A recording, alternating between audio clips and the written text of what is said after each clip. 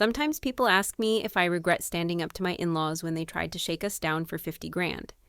The answer is hell no. If anything, I wish I'd been even more ruthless about it. Anyway, make sure to hit that like button if you enjoy my stories, and don't forget to subscribe if you're new here. I'm Harlow, 29, and 3 weeks before what was supposed to be my dream wedding, I got a text that made me want to throw my phone across the room. Travis and I had been planning this wedding for over a year. Everything locked in deposits, paid invitations, sent months ago. His mother, Vivian, had seemed so supportive during the planning process, always chiming in with opinions about flowers and catering. Travis always said his parents were particular about things, which I figured just meant they had standards. Then came that text from Vivian. Your father-in-law and I have discussed it. We need 50,000 cash before the wedding, or we're not attending. This is non-negotiable. Our presence at this wedding is worth that much to our daughter. Let us know by tomorrow. I sat there staring at my phone, reading it probably 5 times. $50,000. To attend their own son's wedding, I immediately called Travis, my hands actually trembling with rage. Did you get a text from your mom? I asked when he picked up. No, why? Check your messages. I heard him typing then, this long stretch of silence. What the hell is this? I was hoping you could tell me. He was already dialing. I could hear Vivian's voice through the phone getting louder and more defensive by the second. She kept saying it was compensation for raising him, and if we really cared about them, we'd understand. Richard was backing her up in the background, both of them dead serious about this insane demand. When Travis told her to go to hell, she actually laughed at him. You'll come running back once you realize how pathetic it'll look to have empty seats at the family table.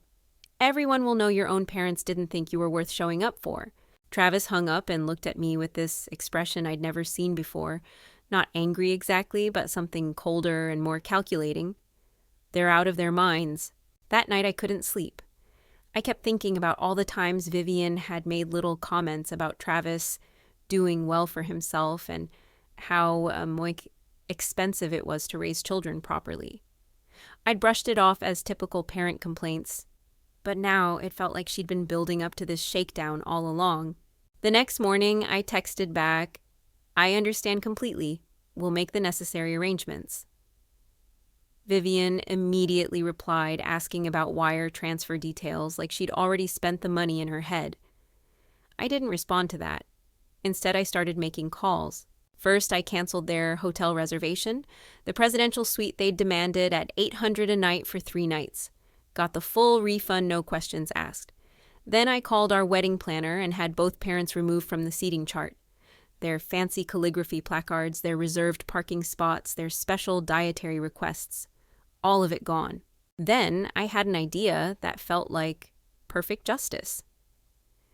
I called the homeless shelter where Travis had volunteered a few years back. When I explained the situation to the director, she was quiet for a moment.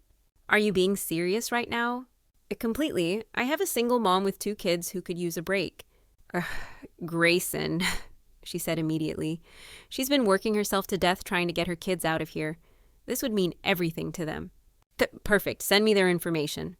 Travis knew what I was doing and approved everything. He tried calling his parents twice more that week, but they ignored him and just kept texting about cash or no show. Fine by me. Don't show then. The week before the wedding, things got worse. Emma, Travis's younger sister, who still lived with their parents, called me crying. Yet you need to just pay them, she sobbed. You're embarrassing them. They're telling everyone Travis makes good money, but he's too cheap to take care of family. Emma, they demanded $50,000 to attend a wedding. That's not taking care of family. That's extortion. It's not about the money. It's about respect. They raised him. They deserve to be appreciated for everything they had sacrificed. Appreciation isn't a cash transaction, I said, but she'd already hung up. A couple days later, Rachel, Vivian's older sister, called me directly. Her voice was ice cold from the first word. You think you're smart humiliating my sister like this? Nobody's humiliating anyone. They chose not to come because we won't pay what they think we owe them. You're marrying into this family. That comes with obligations. My sister gave up everything for that boy. Her career, her dreams, her youth. You owe her for that sacrifice. I almost laughed out loud. Did she send Travis an invoice for raising him? Don't get smart with me. You make 6 figures. She makes $30,000 a year. This is about fairness. This is about extortion. When Travis walks down that aisle and everyone sees those empty seats at the family table, you'll understand what you've done to this family. She hung up on me, but I was already done with all of them. The night before the wedding, Richard called Travis directly for a man-to-man conversation. I could only hear Travis's side, but his jaw was clenched the entire time. She's not an investment, Dad. The way he said invested, like I was a stock portfolio. No, I'm not buying her from you. Then it's without you. After he hung up, Travis looked completely drained. He said the money isn't really about money. It's about feeling valued. Then he said, when you realize your own parents didn't show up, you're going to resent me, and it'll destroy our marriage. I held his hand. Your parents chose money over being at your wedding. That's on them, not us. But privately, I was starting to worry. What if people did think it was weird that his parents weren't there? What if this cast a shadow over our entire day? The morning of the wedding, Grayson and her kids Aiden and Hannah arrived early for their hotel check-in. Seeing their faces when they walked into that presidential suite made every bit of drama worth it. Hannah literally screamed about the bathtub being bigger than their entire shelter room, and Aiden just stood there with his mouth hanging open. Grayson started crying right there in the lobby. I don't understand why you're being so kind to us. You're here because you want to be, I said simply. That's what matters. The ceremony was absolutely perfect. Travis looked incredible in his tux. And when I walked down the aisle with my best friend beside me instead of my father, I felt nothing but pure joy. There was one moment when I glanced at the empty seats where his parents should have been, but then I saw Travis's face and forgot about everything else. During the cocktail hour, I was talking to my college friends when I noticed a commotion near the entrance. My stomach immediately dropped. Vivian, Richard, and Emma were walking in like they owned the place, all dressed up and acting like nothing had happened. Travis saw them at the same time I did. His expression went completely neutral. Not angry, just empty in a way that was somehow more intimidating than yelling would have been. We walked over to where they were arguing with our wedding planner. What do you mean we're not on the list? Vivian was practically shrieking. We're the groom's parents. You're not on the guest list, I said calmly. You said you wouldn't attend without $50,000. You didn't pay, so you're not guests. Vivian spun around, her face twisted with rage. We never said we weren't coming. That was negotiable. Extortion isn't negotiable, Travis said. His voice was so cold it made me shiver. The venue manager appeared, a big guy who looked like he'd handled his share of troublemakers. We'd briefed him earlier just in case something like this happened. Folks, I need you to exit the property. We're his parents, Vivian screamed, pointing at Travis. You can't throw us out. Ma'am, you're not on the guest list. This is a private event. Leave now, or I call the police. Emma tried to push past everyone toward the reception area. I'm supposed to be a bridesmaid. No, you're not, I said, pulling out a program and showing it to her. Check for yourself. She grabbed it and flipped through frantically. When she didn't find her name anywhere, her face just crumpled. You removed me. You picked a side when you called demanding we pay your parents' ransom. Actions have consequences. Vivian realized people were watching now and switched tactics, starting to cry dramatically. Please just let us stay. We were wrong, we were hurt and said things we didn't mean. This is our only son's wedding. We'll never get this moment back. You're right, Travis said without a trace of emotion. You won't. You're both sick, Richard spat. What kind of people keep parents away from their child's wedding? The kind whose in-laws tried to extort $50,000, I replied. People were definitely staring now. Some guests had turned around to watch the drama unfold. Vivian realized she had an audience and started playing to them like she was on stage. He's lying, she shouted to everyone nearby. We never demanded money. He's making this up to turn our son against us. She's controlling him, isolating him from his family. I pulled out my phone and showed the venue manager the original text message demanding $50,000. He read it and nodded grimly. You need to leave right now or I'm calling the police. Fine, but everyone here needs to know the truth. Vivian was completely unhinged now. This woman is abusive. She's manipulating our son. Someone needs to stop this before it's too late. That's when Travis stepped forward. When he spoke, his voice was deadly quiet, but somehow carried across the entire room. Mom, stop. Sweetheart, thank God. Tell them this is a mistake. Tell them you want us here. I don't want you here. The words hit her like a physical slap.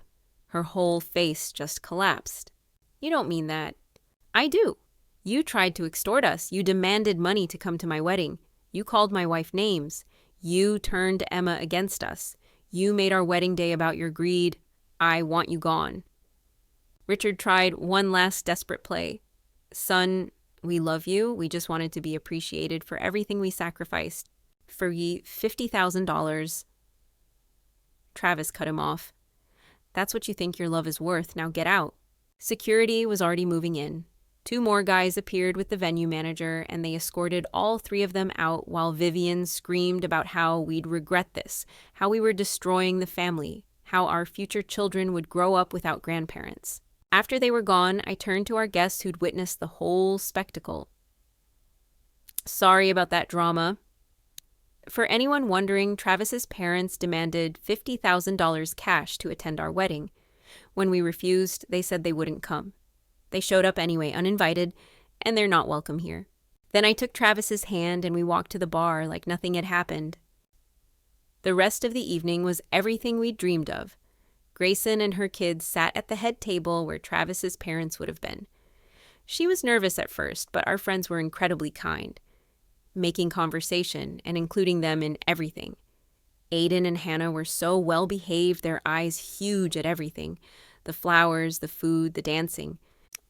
During dinner, I gave a speech, thanking everyone for coming. I didn't mention Travis's parents once, but I did thank Grayson and her children for being there. I said something about chosen family mattering more than blood sometimes. Half the room was crying the good kind of tears. The rest of the night was perfect. Dancing, cake toasts from people who actually loved us without demanding payment for it. Travis's parents tried getting back in twice more, once at the main entrance, once through the kitchen. Security turned them away both times without us even having to get involved. Late that night, Emma sent a long text rant about how we destroyed the family, how we were selfish, how we devastated their parents, and they might never recover from the humiliation. Travis read it, deleted it, and blocked her number. I'm done, he said simply. Completely done with all of them. We danced until the venue closed, then went to our hotel room, not the presidential suite. That was occupied by a mom and her kids who were getting the vacation of their lives. 2 months later, Vivian started a campaign with her friends telling everyone we'd banned them for no reason, that Travis was being controlled by his manipulative wife. But here's the thing about the truth. It has a way of coming out whether you want it to or not. Multiple wedding guests started sharing what actually happened. Word spread through their social circles that Travis's parents had tried to shake down their own son for $50,000 just to attend his wedding. Turns out that doesn't play well with anyone who has half a brain. Vivian's friends started distancing themselves from her. Rachel tried playing peacemaker, calling Travis with voicemails about healing and forgiveness and being the bigger person. He never called her back. Emma sent one more text from a friend's phone saying she was cutting off their parents and wanted to apologize. Travis didn't respond to that either. Then we got something in the mail that was so absurd I actually burst out laughing when I saw it. An itemized invoice from Vivian and Richard for the cost of raising Travis. Line items for everything. Food, housing, education, medical expenses, clothes, toys, everything from birth to 18. The total came to $276, $543.89. The note at the bottom read, "Since you've chosen to completely cut us from your life, we expect repayment for our investment in you." Travis just stared at it for a long moment, then started laughing. Not happy laughter. That dark, exhausted laugh when something is so ridiculous your brain can't process it. They actually sent me a bill for being born," he said, shaking his head. We sent it to a lawyer just to document everything in case they escalated to actual harassment. He said it was legally meaningless, but to keep it as evidence of their mental state. The Shelter family sent us the most beautiful thank you card a few weeks later. Grayson wrote about how much that weekend meant to her kids, how Hannah still talks about the fancy ballroom and the enormous bathtub, how Aiden loved trying all the different foods. She said the hotel stay gave them hope that better things were possible for their family, That card is framed in our living room now. Travis's relationship with his parents is completely over. Some days are harder than others, but he's making peace with it. It's not easy grieving people who are still alive, but chose to be dead to you over money. Our wedding photos came back last week, and Travis looks genuinely happy in every single shot. Not forced, not strained, just purely happy. There are no photos of his parents because they weren't there, and looking at those pictures, I can see we're better for it. Vivian sent one final text from a number we hadn't blocked yet. Hope you're happy. You destroyed this family. Your kids will grow up without grandparents. You'll regret this. Travis replied, I'm very happy, actually. Thanks for asking. Then he blocked that number too. Last I heard through mutual acquaintances, his parents are still playing victim to anyone who'll listen. They just wanted appreciation for their sacrifices, they say. We're cruel for not understanding what they gave up for him. They wanted $50,000 to attend their son's wedding. There's a pretty big difference between appreciation and extortion. We're building our life with people who actually want to be there, not people who see relationships as business transactions with expected returns on investment. That presidential suite was worth every penny for the joy it brought to a family who deserved kindness without strings attached. Between us, I'm not sorry for what we did. I'm sorry it had to happen at all, but I'm not sorry we stood up to them. Some people think family means you have to tolerate anything, but I think real family shows up because they love you, not because you're paying them to. And if you can't do that basic human decency thing, then you don't get to be there at all.